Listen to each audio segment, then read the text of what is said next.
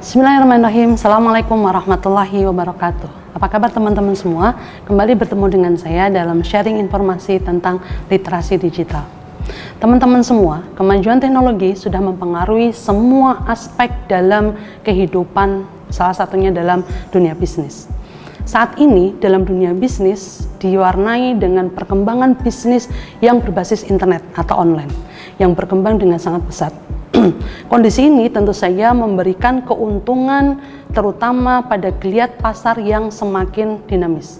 Akan tetapi, seiring dengan persaingan yang semakin ketat, praktek bisnis online ini mulai diwarnai dengan pelanggaran etika, menghalalkan segala cara untuk mendapatkan keuntungan sebesar-besarnya. Padahal sebenarnya perusahaan yang mampu memegang teguh etika bisnisnya itu justru akan mampu membangun nilai dalam rangka untuk membangun keunggulan kompetitif di masa yang akan datang. Nah, pada sesi kali ini saya akan berbagi informasi tentang etika berbisnis secara online bersama saya, Maisaroh, dari Prodi Bisnis Digital Fakultas Bisnis dan Ekonomika Universitas Islam Indonesia. Baik, sebelum berbicara lebih jauh tentang etika bisnis digital itu sendiri, sebelumnya kita akan berkenalan sedikit dengan e-commerce atau bisnis online itu apa. E-commerce sendiri adalah kegiatan penjualan dan pembelian barang dan jasa yang menggunakan saluran elektronik terutama internet. Sementara jenis-jenis e-commerce sendiri itu dapat dibagi dalam beberapa jenis. Yang pertama adalah business to business e-commerce, yang kedua business to customer e-commerce, yang ketiga customer to customer e-commerce, dan yang keempat adalah customer to business e-commerce. Baik, business to business e-commerce itu biasanya transaksi dilakukan antar perusahaan. Jadi satu perusahaan bertransaksi dengan perusahaan lain. Sebagai contoh, misalnya kita sebagai produsen membutuhkan bahan mentah, kemudian kita bertransaksi dengan supplier sebagai penyedia bahan mentah. Yang kedua, business to customer e-commerce itu biasanya dilakukan antara perusahaan dengan customer. Nah, bisnis jenis ini saat ini sangat marak sekali, di mana pebisnis itu mencoba untuk menciptakan pasar online sendiri, seperti membuat web atau mereka melakukan pemasaran di media sosial, kemudian mereka mencoba bertemu dengan customer-nya secara langsung dan melakukan transaksi secara langsung. Seperti contoh misalnya tiket.com misalnya, itu mereka melakukan transaksi business to customer. Yang ketiga, customer to customer, itu biasanya dilakukan antar customer, dan biasanya transaksi ini mereka melalui pihak ketiga. Ya, biasanya ada pihak ketiga yang kemudian punya platform tertentu, kemudian menyediakan pasar untuk bertemunya customer dengan customer, seperti Lazada, Tokopedia, kemudian Shopee, dan lain sebagainya. Dan yang terakhir adalah customer to business. Nah, transaksi ini biasanya dilakukan oleh customer kepada pebisnis. Nah, pebisnis jenis ini itu biasanya pebisnis yang mereka memiliki proyek tertentu, kemudian mereka butuh jasa atau barang tertentu dan customer itu bisa menyediakan, sehingga terjadi transaksi antara customer dengan pebisnis. Baik. Nah, maraknya bisnis online saat ini di pasar itu sebenarnya bukan tanpa alasan. Ya, para pebisnis online itu meyakini bahwa bisnis online ini memiliki banyak kelebihan, walaupun pada tataran prakteknya sebenarnya juga muncul banyak kelemahan. Nah, pada kesempatan ini saya akan mencoba untuk memaparkan sedikit, memberikan gambaran sedikit tentang apa itu kelebihan dan kelemahan dari bisnis online ini, baik dari sisi pebisnis maupun dari sisi konsumen. Kita mulai dulu dari sisi pebisnis, ya. Kelebihan dari bisnis online ini menurut pebisnis itu akan memberikan modal yang relatif kecil. Pebisnis tidak perlu menggunakan modalnya yang besar karena mereka tidak perlu melakukan stok, mereka tidak perlu kemudian menampilkan atau mendisplay barang secara banyak. Kemudian yang kedua, proses transaksinya cepat. Jadi ada transaksi antara konsumen biasanya memilih barang, kemudian transaksi, kemudian barang dikirim, selesai. Kemudian yang ketiga, itu menjangkau lebih banyak kalangan. Ya, bisa dipahami bahwa kemudian bisnis online ini ternyata bisa menjangkau banyak kalangan, baik dari banyak wilayah, bahkan lintas negara sekalipun. Kemudian yang keempat, keunggulannya, media promosinya itu menjadi lebih menarik, karena pebisnis itu bisa memvariasikan model promosinya dengan konten-konten yang lebih menarik ketika mereka berada di bisnis online. Kemudian bisnis online juga bisa dikerjakan oleh siapa saja, baik kalangan remaja, mahasiswa, orang tua, bahkan ibu rumah tangga saja juga bisa mengoperasikan bisnis ini. Dan yang terakhir, kelebihannya menurut pebisnis, bisnis online ini sangat fleksibel waktunya, bisa dikerjakan kapan saja. Tapi di samping kelebihan juga ada kelemahannya. Beberapa kelemahan dari si pebisnis itu butuh pengetahuan dan keterampilan yang tinggi. Mau tidak mau, pebisnis yang mau bergerak di bidang online ini, dia harus punya pengetahuan bisnis online yang tinggi, dan yang paling penting, keterampilan teknologi informasi yang tinggi. Itu adalah sebuah keterampilan yang mutlak, harus dimiliki. Kemudian kelemahan yang kedua, persaingan sangat ketat. Ya, seperti kita lihat di satu marketplace saja itu sudah banyak sekali orang atau pebisnis yang masuk di dalamnya. Itu baru satu marketplace, belum marketplace yang lain. Yang ketiga, sulit untuk membangun kepercayaan dari customer.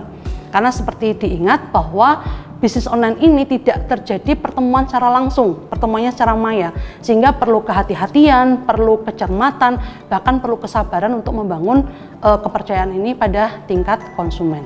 Dan yang terakhir, kelemahan yang itu juga sering muncul adalah potensi penipuan yang tinggi, baik dari si pebisnisnya sendiri maupun dari sisi konsumen. Itu kelemahan dan kelebihan bisnis online menurut pebisnis. Lalu kalau dari sisi konsumen seperti apa? Dari sisi konsumen ternyata bisnis online ini juga banyak kelebihannya. Yang pertama, mereka tidak terikat tempat dan waktu ketika mau berbelanja. Mereka bisa berbelanja kapan saja, bahkan tengah malam pun mereka juga bisa. Mereka bisa berbelanja di tempat tidur gitu, tidak harus kemudian mereka ke toko langsung. Yang kedua, banyak pilihan toko online. Seperti yang saya jelaskan tadi, bahwa karena pemainnya itu banyak, sehingga konsumen itu bisa punya pilihan yang banyak untuk memilih toko yang dia sukai. Kemudian yang ketiga, kelebihannya menghemat waktu dan tenaga. Ini sudah jelas, mereka hanya tinggal menghidupkan HP atau menghidupkan laptop, komputer, mereka bisa searching dan belanja di mana saja, kapan saja. Dan yang terakhir, proses belanjanya itu sangat mudah. Mereka hanya tinggal pilih, kemudian transaksi melalui internet banking, kemudian menunggu barang dikirim. It's so simple untuk proses belanjanya. Tapi kelemahannya juga ada. Yang pertama, ya, konsumen itu tidak bisa melihat kualitas dan fisiknya secara langsung, sehingga kadang ketika nanti mereka sudah membeli, kemudian barangnya sampai, ternyata fisik dan kualitasnya tidak sesuai dengan yang mereka harapkan. Ini sering terjadi. Yang kedua, ya, konsumen akan dikenakan biaya pengiriman, ya, sebagai ganti dari proses pengiriman barang dari pebisnis kepada konsumen. Kemudian yang ketiga, tadi sesuai dengan yang poin 1, konsumen tidak bisa melihat dan mencoba barangnya secara langsung. Dan yang terakhir, butuh waktu agak lama agar barang itu sampai di tempat. Bisa 1 hari, 2 hari, bahkan kalau kemudian tempatnya jauh gitu, itu bisa sampai berhari-hari. Itu terkait dengan kelebihan dan kelemahan dari bisnis online. Nah, setelah kita berkenalan dengan e-commerce sendiri, ya, sekarang kita masuk ke topik utama kita, yaitu etika digital. Nah, topik kali ini kita akan membahas seluk-beluk etika digital dan bagaimana kemudian kaitan etika digital ini dengan etika bisnis online. Nah, kita akan mulai dengan berkenalan dengan beberapa istilah nanti yang akan kita gunakan dalam pembahasan selanjutnya terkait dengan etika bisnis digital. Yang pertama, kita berkenalan dulu dengan digital etik itu apa, atau etika digital itu apa. Etika digital atau digital etik itu adalah kemampuan menyadari, mempertimbangkan, dan mengembangkan tata kelola etika digital atau lebih sering disebut sebagai netiquette dalam kehidupan sehari-hari. Kemudian etika bisnis online sendiri itu merupakan norma, aturan yang tidak tertulis, sekali lagi tidak tertulis dalam berbisnis online. Dan yang terakhir, etiket berinternet atau netiquette sendiri itu adalah tata krama atau etika dalam menggunakan internet. Nah, ketiga istilah itu nanti akan kita gunakan terus dalam proses penjelasan tentang etika bisnis online selanjutnya. Nah, satu pertanyaan yang kemudian muncul pada diri kita, pada diri konsumen dan pebisnis, mengapa kita harus menggunakan etika ketika berinteraksi dalam internet? Padahal interaksi kita kan dalam dunia maya, kita tidak berinteraksi secara langsung, tidak ketemu secara langsung. Nah, ini menjadi satu pertanyaan yang kadang membuat pebisnis dan konsumen itu malas gitu untuk membangun etika dalam berbisnis. Tapi satu jawaban yang mungkin bisa saya jelaskan, bahwa ketika kita itu berinteraksi di internet, meskipun kita berinteraksi di internet dan dunia maya, tapi interaksi kita itu antara manusia dengan manusia. Sehingga nanti ketika kita berinteraksi antara manusia dengan manusia, kita tidak berinteraksi sekedar melihat tulisan di layar monitor, tapi sebenarnya kita sedang berinteraksi dengan manusia dengan karakter yang berbeda. Sehingga dari sini kemudian sangat perlu, walaupun kita tidak bertemu secara langsung, kita tetap perlu untuk menggunakan etika ketika berinteraksi. Secara rinci kemudian urgensinya kenapa kita harus beretika, bertata krama dalam berinternet itu ada beberapa. Salah satunya ya karena kita itu adalah makhluk sosial. Karena kita makhluk sosial, kita hidup bersama orang dengan lain, berinteraksi dengan orang lain walaupun itu di dunia maya, maka mau tidak mau kita harus mengikuti aturan yang berlaku meskipun aturan itu tidak tertulis. Yang kedua, ya, urgensinya yang kedua adalah pengguna internet itu berasal dari berbagai latar belakang. Dari latar belakang yang berbeda, budayanya, bahasanya, maupun adat istiadatnya. Sehingga kalau kemudian kita tidak membangun etika itu dengan baik, itu akan bisa memunculkan potensi konflik ketika budaya yang berbeda itu nanti bertemu, bahasa yang berbeda itu bertemu, bahkan kalau ada istiadat kebiasaan itu berbeda bertemu, kalau tidak menggunakan etika yang baik itu bisa memunculkan konflik. Yang ketiga, ya, pengguna internet itu adalah orang yang hidup dalam anonymous atau hidup tanpa identitas sebenarnya. Sehingga ya, ketika kita berinteraksi dalam internet atau secara online, mau tidak mau agar nanti kita menjadi etis, kita perlu menyebutkan atau memberikan pernyataan tentang identitas kita secara jelas. Biar kemudian orang itu tahu siapa sebenarnya diri kita. Dan kita tidak menyembunyikan identitas kita kepada khalayak di internet tersebut. Dan yang terakhir gitu ya, berbagai fasilitas yang disediakan oleh internet itu ternyata justru memunculkan potensi bagi seseorang untuk berbuat etis atau tidak etis. Pada penjelasan berikutnya nanti akan saya berikan gambaran beberapa pelanggaran etika akibat hal tersebut. Nah, kemudian sekarang kita melihat kira-kira etika sendiri itu lingkupnya apa saja, biar nanti bisa kita hubungkan dengan etika bisnis online. Oke, menurut teori ya, etika itu terdiri dari 4 hal. Yang pertama kesadaran, yang kedua integritas, yang ketiga tanggung jawab, dan yang keempat adalah kebajikan. Kesadaran itu berarti ketika seseorang itu melakukan sesuatu, dia sadar dan memiliki tujuan yang jelas serta memiliki arah yang jelas juga. Sehingga dia tahu ketika dia melakukan sesuatu itu baik atau buruk, itu benar atau salah. Dia penuh dengan kesadaran melakukan hal tersebut. Integritas dalam lingkup etika itu berarti bahwa seseorang itu melakukan sesuatu dengan konsisten, dengan teguh, tak tergoyahkan dalam menjunjung tinggi nilai-nilai luhur dan keyakinan yang selama ini diyakini. Seperti contohnya ya, karena jujur itu sesuatu yang diharuskan, maka kemudian dia selalu berlaku jujur. Dia selalu mencoba untuk menghindari plagiasi, dia selalu menghindari manipulasi dan lain sebagainya. Tanggung jawab dalam lingkup etika itu berarti kemauan seseorang itu menanggung konsekuensi dari perilakunya. Artinya apa? Ketika seseorang itu beretika, dia tahu bahwa perilakunya itu akan memberikan konsekuensi dan dia siap menanggung konsekuensinya. Sehingga dia akan berpikir 2 kali ketika melakukan sesuatu itu apakah nanti konsekuensinya baik apa buruk, karena dia sendiri yang akan menanggung konsekuensinya. Yang terakhir, kebajikan dalam lingkup etika itu berarti bahwa seseorang itu ketika melakukan sesuatu dengan etik yang baik, maka dia selalu akan berpikir nilai kemanfaatan, nilai kemanusiaan, dan nilai kebaikan. Dia tidak akan berpikir untuk merugikan orang lain dan sesama manusia. Nah, dari sini, dari ruang lingkup tadi, kemudian kita turunkan kepada atau ke dalam etika bisnis sendiri. Ya, ada 6 prinsip dasar terkait dengan ruang lingkup tadi yang menjadi dasar dalam etika bisnis. Yang pertama adalah kejujuran, yang kedua saling menguntungkan, yang ketiga adalah otonomi, yang keempat loyalitas, yang kelima integritas moral, dan yang keenam adalah keadilan. Kejujuran berarti seseorang atau pebisnis itu memegang prinsip bahwa dia harus selalu jujur dalam melakukan bisnisnya. Dia selalu berbuat yang benar, selalu menjunjung tinggi kebenaran di atas segalanya. Dia tidak akan pernah melakukan bisnisnya dengan tidak jujur. Dia selalu melakukan dengan jujur. Saling menguntungkan berarti seseorang itu mencoba menanamkan kesadaran untuk saling memberikan keuntungan satu sama lain. Meskipun dalam kondisi persaingan itu tetap dengan persaingan yang sehat, bahkan kemudian bisa bersinergi satu sama lain.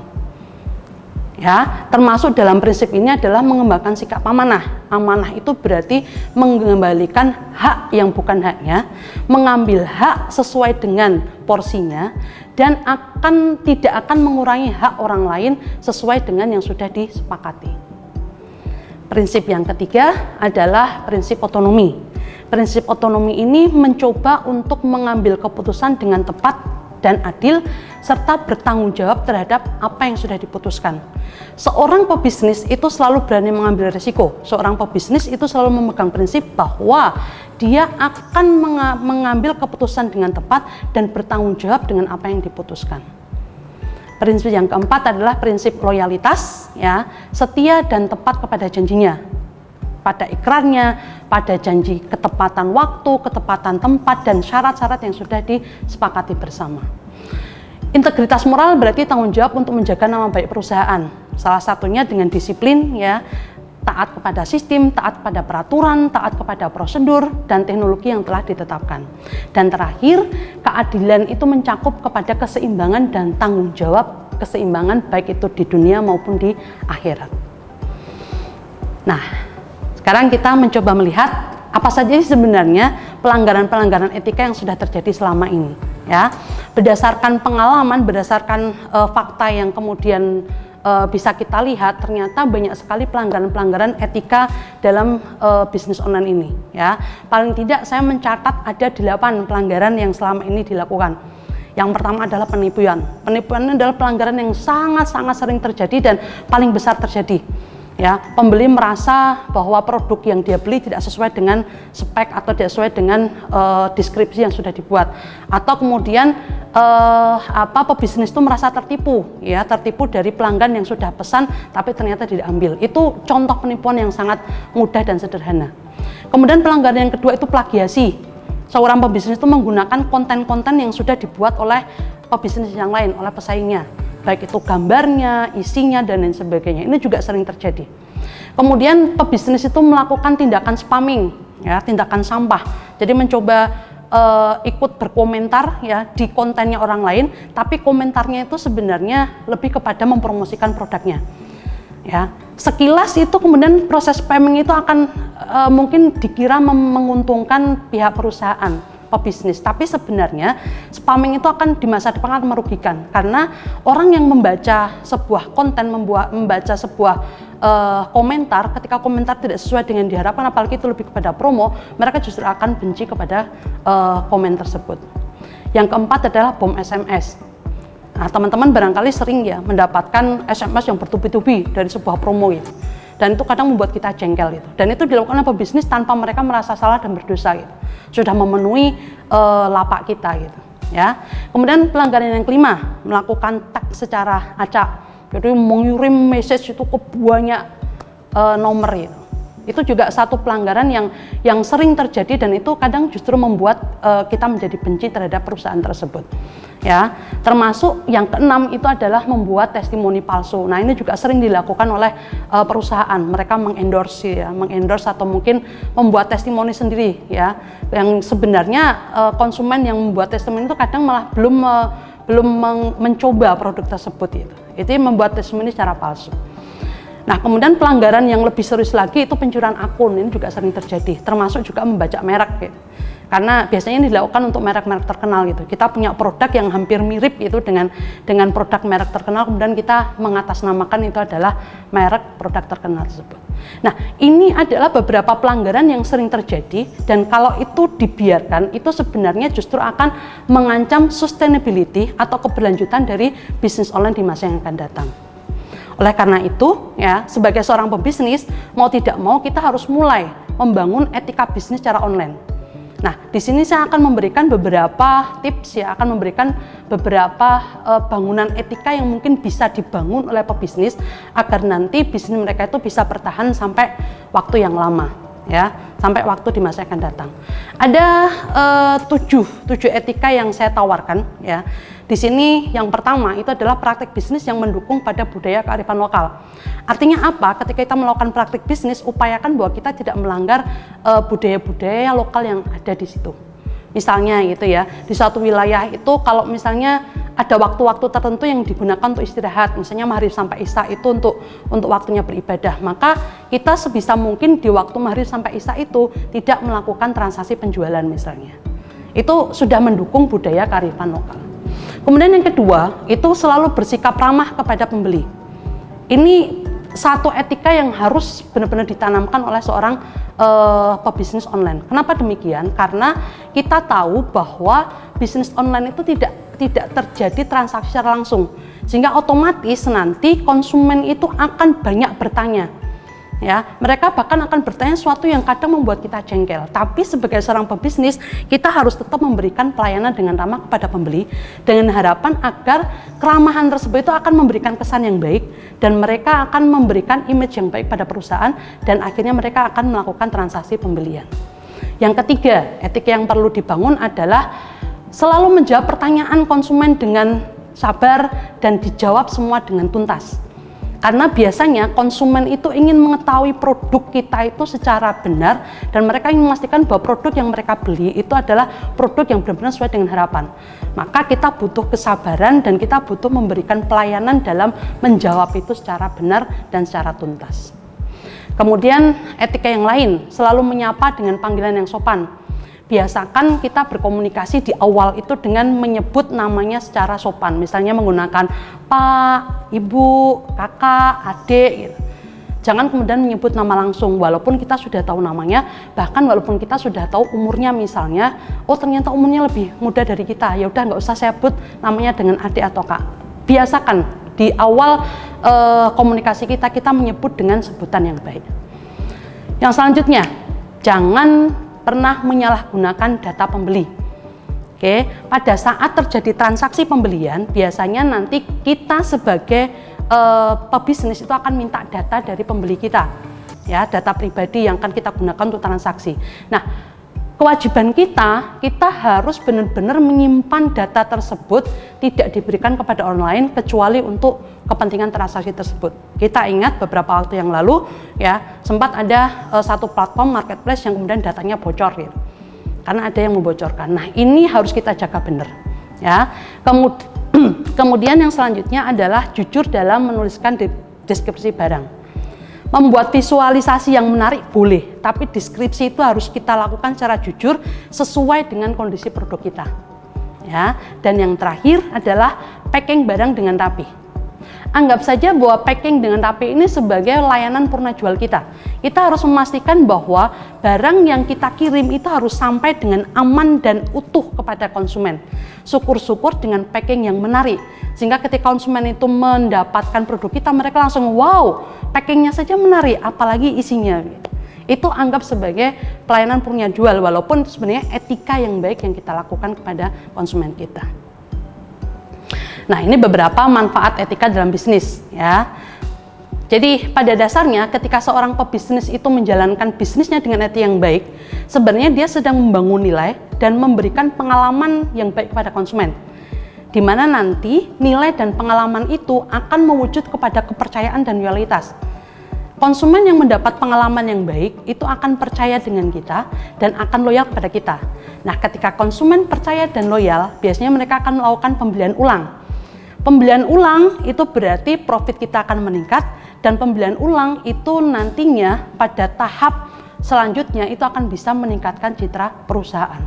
Artinya apa? Bahwa etika itu tidak sekedar sesuatu yang kita bangun sesaat, tapi etika itu akan memberikan manfaat di masa yang akan datang, terutama nanti dari nilai yang kita bangun itu akan berpengaruh pada profit dan juga berpengaruh kepada citra perusahaan. Baik, teman-teman sekalian, sebagai seorang pebisnis online, ya, kita akan bertanggung jawab untuk membesarkan bisnis kita dan mendapatkan keuntungan serta memberikan manfaat sebesar-besarnya untuk diri kita, keluarga, dan masyarakat.